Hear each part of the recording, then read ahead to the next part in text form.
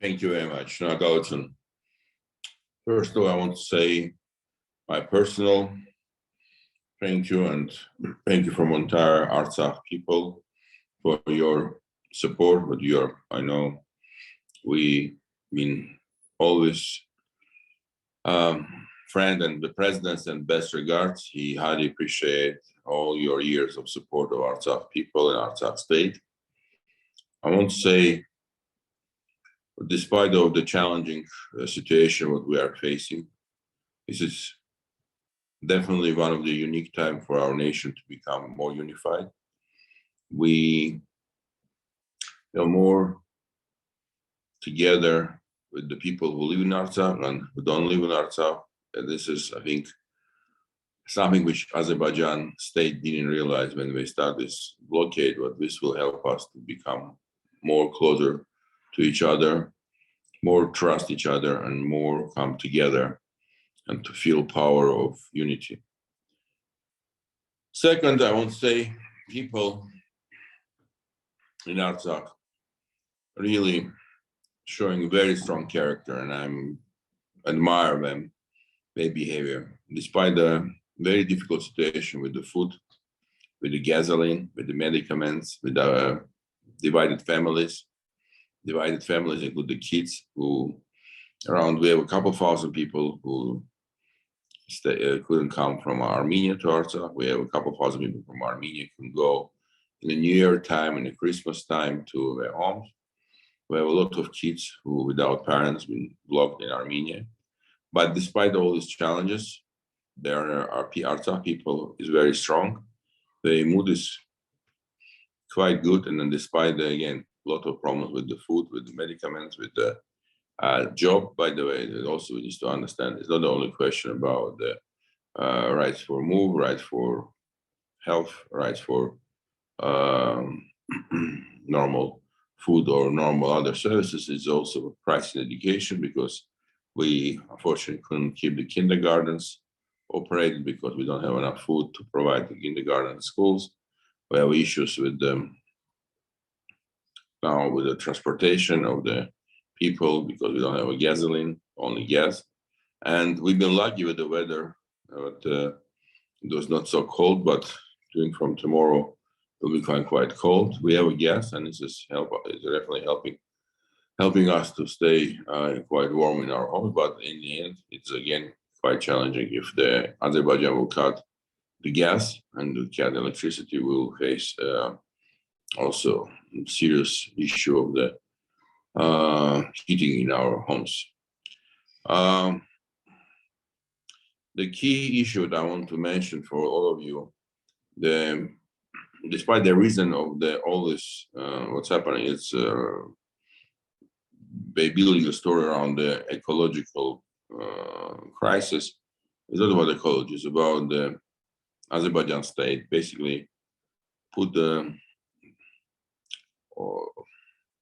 legal and non-legal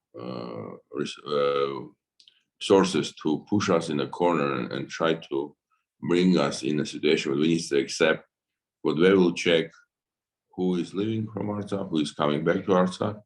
And in current situation, it's except the Red Cross cards and the Russian peacekeepers. Nobody else is not allowed to leave Artsakh or come to Artsakh without being checked by Azerbaijani government police, which is not acceptable from our side. We believe it's not right for all reasons, and this is what we rejected. We accept, and we said with no problem, if the best international expert in ecology will come and check our mining business, because we believe we manage this business by best international standards. But this needs to be international expert. Doesn't need to be expert from Azerbaijan, because we have a big concern about their professionalism and their capability to really check what they want to check. And also, we put conditions: say if somebody will come and check our mining business, they need to check also other regional mining business with Azerbaijan is operating, because we believe we have a serious issues in ecology themselves. Today, we basically it's already will be 26 days, but we're in a blockade. Next week, we're planning quite significant events around the 30 days of the blockade. We will want to increase the interest to the situation from the world. We believe the people who living in different part of the world will be important to create a pressure to Azerbaijan. And we see it's a three levels that we need to work. First, in the Armenian state level, with our support, we need to use all legal opportunities to bring this case to the UN, to the European Human Rights Court, to other places to bring this issue up for legal justice. The second level, we believe we need to create big pressure to open airlift, humanitarian airlift, to open airport, because today the airport also is closed, and to bring humanitarian food, medicaments, and other things to us from using the airplanes, which Azerbaijan has rejected also.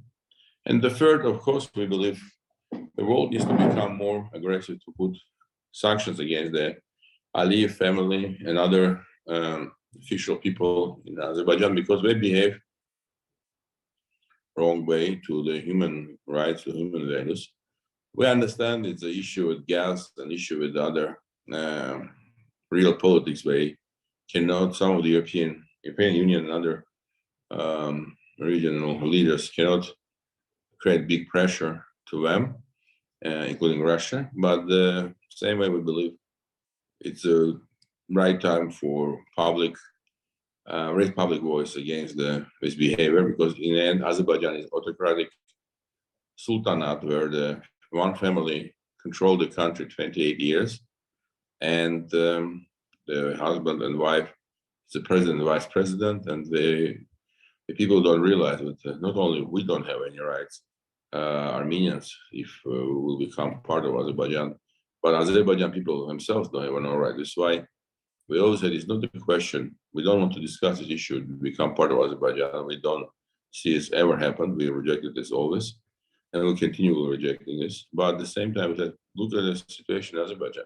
How you see the possibility to become part of the country where there's no human rights, no any public opposition to the current regime?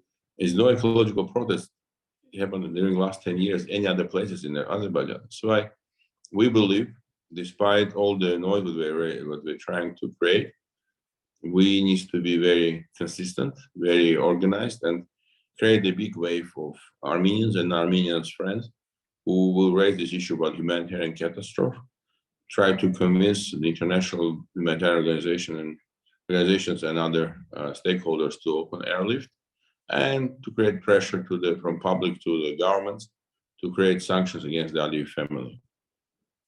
This is very briefly where we are. We also realize it can become much harsher, because today at least 2 or 3 trucks can come to us because of Red Cross or Russian peacekeepers, but anytime they can shut down this opportunity. Also, they can shut down the gas, electricity, communication. We have a grain and meat. We can stay in a blockade quite long time without many things which we need every day, but at the same time, we will not be starved. And it's more a question about our will to continue fight for our own independence, for our own identity, for our own heritage, for our own religion, for our own values and beliefs, which we always believe it was one of our biggest strengths, and we need to fight for our rights to live in our homeland. And again, thank you for all of you who support and praying for us. We really believe the God in our side. We believe we doing right things, and we believe not only praying but also doing together with all our friends, we can change the situation for our side. I want to say thank you for everything again, what you're doing, but I want to ask you, if I may, to pray not only for food or for the blockade of the road. I think what we are facing, it's an existential crisis where we are fighting for our own life in the future. And this blockade is just one small element of the pressure that Azerbaijan is creating to us. That's why we all pray we will be reborn with our values, with our beliefs to God, our beliefs to the human values, our beliefs to the fairness of society and trust to the leaders. and trust the future. Because if you don't see your future, if you don't trust your leader, if you don't trust the fair of society, it doesn't matter how much money we can raise, doesn't matter how much food we can bring, doesn't matter how quickly the road will be blockaded, we'll continue to lose against our enemies. So I want to ask all of you, people who believe in God and believe to the key element of the values which God was always trying to deliver to all of us, to pray for our own value system recreation and rebelieve to the fairness, to the trust to the leaders, and trust to the and believe to the future. Yeah. Thank you. God has placed that on that land, and it is our divine obligation to preserve it, to do all we can that we live on those lands, we develop the land, and certainly improve the lives of the people. It's our right. Thank you. Thank you, Mr. Vardanyan.